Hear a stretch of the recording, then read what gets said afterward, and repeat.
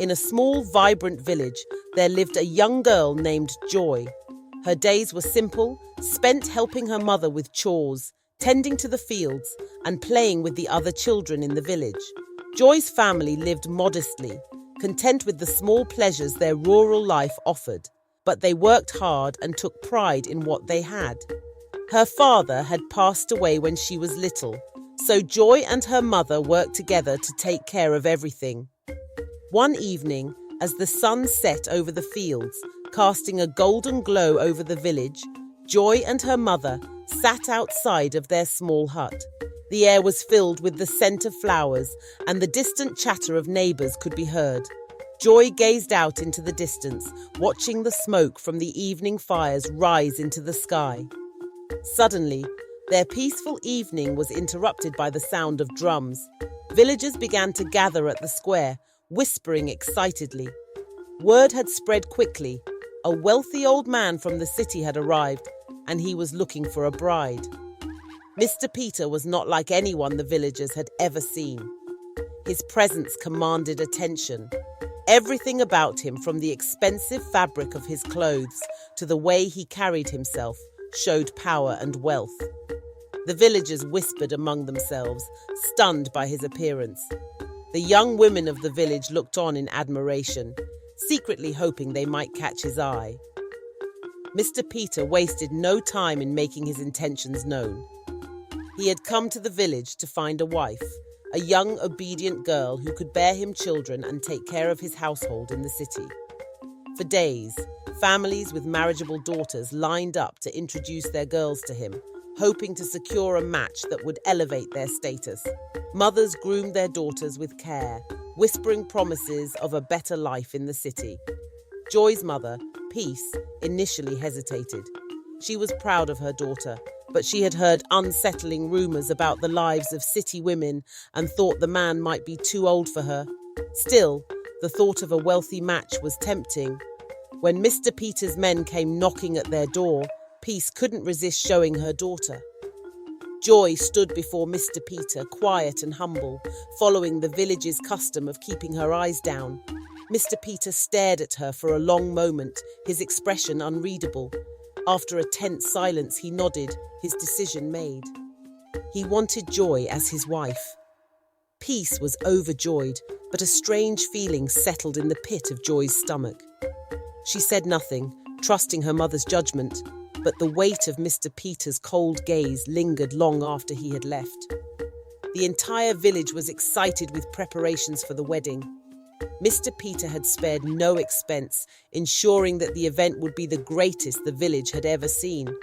Drummers were hired, cooks prepared feasts that seemed to never end, and dancers performed well into the night. The village people were amazed at how grand everything was. Joy's mother wept with pride as her daughter was dressed in fine silk, her hair adorned with shimmering beads. The entire village gathered to witness the union, whispering among themselves about Joy's good fortune. It was the kind of wedding every girl in the village dreamed of, except Joy. Though she smiled and played her part, a deep unease gnawed at her. As the night wore on and the village celebrated, Joy felt like a stranger in her own life. The songs and laughter echoed in her ears, but they felt distant, as though coming from another world. And soon she would be leaving this world behind. The morning after the wedding, Joy and Mr. Peter set off for the city. The journey was long and silent, and Joy stared out of the car window, watching the familiar fields and hills of her village disappear behind her. The closer they got to the city, the more anxious she became. Mr. Peter's mansion was like nothing Joy had ever seen. It was a grand, sprawling estate with marble floors, gold-trimmed furniture, and towering ceilings. But despite its beauty, the house felt cold and empty. There were no signs of life, no warmth or comfort. And then, that evening, everything changed. Peter grabbed her by the arm and pulled her into a dimly lit room. There was something in his eyes, something cold and menacing. "You will not speak again," he said, his voice low and threatening. Before Joy could comprehend his words, he pulled out a small rusted padlock and a chain. In one swift movement, he wrapped the chain around her mouth, securing it with the padlock. Joy's eyes widened in shock as she tried to scream, but no sound came out. From that night on, Joy's life became a nightmare. She was forbidden to speak and could only communicate by writing on pieces of paper. She was trapped in the mansion, locked in her room whenever Mr. Peter left the house. Days turned into weeks, and weeks into months, with no escape in sight. Joy's world became one of silence, loneliness, and fear. She was miserable. Back in the village, Peace grew restless. It had been months since Joy had left for the city, and she had not received a single letter from her daughter. This was unlike Joy, who had always been diligent about writing home. The silence gnawed at Peace, and soon the worry turned into sleepless nights. One morning, Peace made up her mind. She could not sit idle any longer. She gathered what little money she had and set off for the city to find her daughter. The journey was long and tiring, but Peace's determination kept her moving forward. When she finally arrived at Mr. Peter's mansion, the gatekeeper tried to turn her away, but she refused to leave. After hours of waiting, the massive iron gates creaked open and Peace stepped inside. She was led to Joy's room, her heart pounding in her chest with both hope and fear. Joy stood before her, pale and gaunt, her once vibrant spirit crushed. The chains around her mouth glistened in the dim light of the room, and her eyes, once full of life, were now hollow and distant. Peace rushed to her daughter, her hands trembling as she touched the cruel padlock that sealed Joy's lips. With a sob, Peace embraced her daughter, her tears falling freely. "My child, what has he done to you?" she whispered through her sobs. Determined to free her daughter, Peace grabbed a heavy stone from the garden outside and struck the lock repeatedly until it broke. The chains fell to the floor with a heavy clatter, and Joy collapsed into her mother's arms, weeping uncontrollably. For hours, Joy told her mother everything: the silence, the isolation, and the cruelty of her life with Mr. Peter. Peace listened in shock and horror, unable to comprehend the depth of her daughter's suffering. But as they sat together, the pieces of the story began to fall into place. Peace and Joy decided to search the house, desperate for answers. In one of Mr. Peter's locked drawers, they stumbled upon something chilling: photographs of Mr. Peter with 3 different women, all dressed in wedding attire. The dates on the photographs spanned over several decades, far longer than any man should have lived. Joy's heart raced as she realized the truth. She was not Mr. Peter's first wife. She was the 4th. Meanwhile, far away at his office, something strange was happening to Mr. Peter. During an important meeting with his business clients, he opened his mouth to speak, but found that no sound came out. He cleared his throat and tried again, but still, nothing. Panic gripped him as he struggled to make a sound, his hands clutching his throat. His clients looked on in confusion as Mr. Peter gasped for breath, his face turning pale.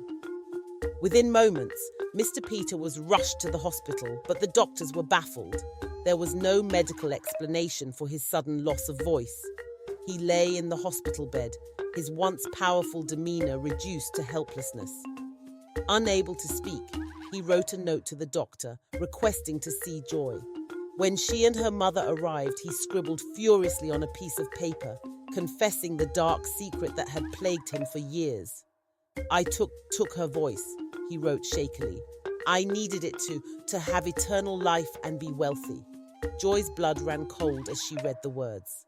Mr. Peter continued to write, explaining that with each wife, he had used dark magic to steal their voices and gain immortality. But the magic was temporary, and each time the power faded, he had to take another wife. The previous wives, he admitted with no remorse, had all been killed when their voices were no longer useful. As Mr. Peter struggled to explain his twisted deeds, the phone in his room rang. It was the gatekeeper, panicking. "The house, it's on fire!" he screamed. "Everything is burning." Mr. Peter's eyes widened in terror as he realized his empire was crumbling. The wealth he had gained, the power he had wielded, all of it was going up in flames. The house, the money, the reputation, everything was being destroyed. As the hospital staff rushed to contain the situation, Mr. Peter's body convulsed. The same dark force he had used to sustain his life was now devouring him. His breathing grew shallow, his body trembling violently as the weight of his actions crushed him. Within moments, the man who had once ruled over Joy's life with cruelty was gone, leaving behind nothing but silence. With Mr. Peter's death, the spell that had bound Joy was finally broken. She stood by her mother's side, the weight of her ordeal slowly lifting. Together they returned to the village, where Joy was welcomed home with open arms. Though the scars of her experience would take time to heal, Joy had found her voice again. No longer bound by the chains of her past, she was free to rebuild her life, this time on her own terms. I hope you enjoyed this story. Please like, comment, and subscribe for more interesting stories like this. Thank you for watching and see you next time.